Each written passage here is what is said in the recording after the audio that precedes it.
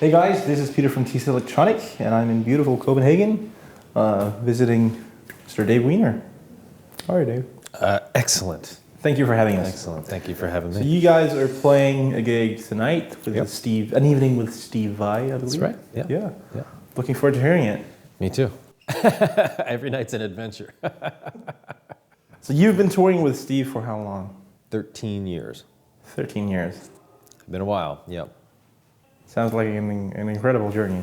It is. You know, Steve's awesome. He's just an awesome person on so many levels. Besides all the music sides of things, you know, he's a super cool guy. Everybody should have the chance to spend 13 years with him. He's a great guy. Sounds awesome. Yeah. Cool. If I can just rewind for a bit, that's one of the things that I find interesting when I get a chance to talk to guitar players like yourself.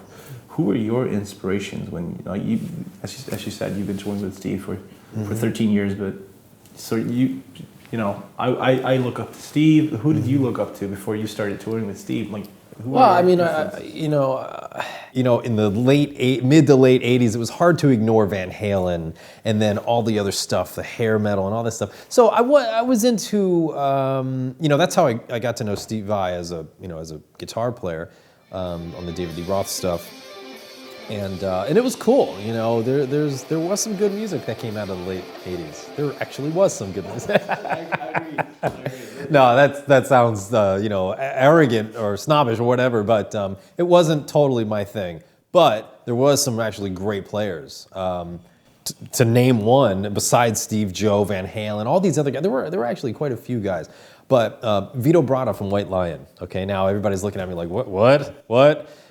Vito Bratta from White Lion was a different kind of player to me. He did a ton of tapping, a la Van Halen, but the way that he did it was not just, like eruption. He made melodies happen with all this stuff, and it was an eye-opener. He was very rhythmic with his tapping, and that was another eye-opener. So, that was a certain side of inspiration. I just always think it's great to be exposed to a lot of different kinds of players and different instruments even, I learned a lot of phrasing from listening to horn players, a lot of chord comping and stuff from piano players, and because when you've got this versus this, your upper structure voicings, it can get deep, and that's cool.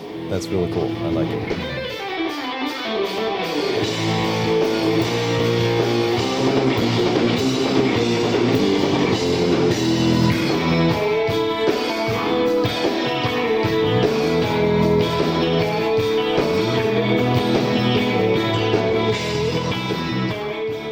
How do you use the effects that you use to color your sound? How do you use it as a palette? There's a couple different levels to that answer. One is necessity. Two is inspiration. On the necessity side of things, like I look at whatever project I'm doing or situation I'm in. For Steve Vai's, for the gig I have with Steve Vai, I don't want to worry about changing through a bunch of different effects. So the answer was like a MIDI switching system and an all-in-one solution. And with the improv stuff I do, or the blues stuff I do, I keep it much more pedalboard based, much more pedal based. As I've said in a couple of different videos that we've done already, what I look for are compact, roadworthy, and obviously great quality. And in these pedals, I have the flashback, I have the chorus too actually, and the reverb. They are my go-tos because they just sound amazing. Necessity will tell me what I want to use.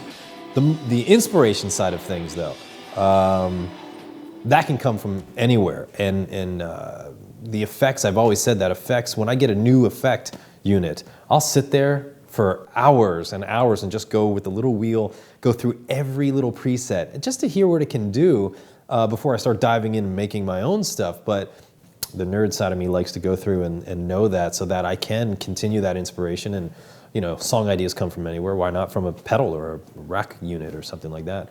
And I've gotten a lot from it. I think for the viewers out there, we there's just left to say enough, yeah. thank you for having me. My pleasure. Thank you guys so much. I'm honored to be here. Cool.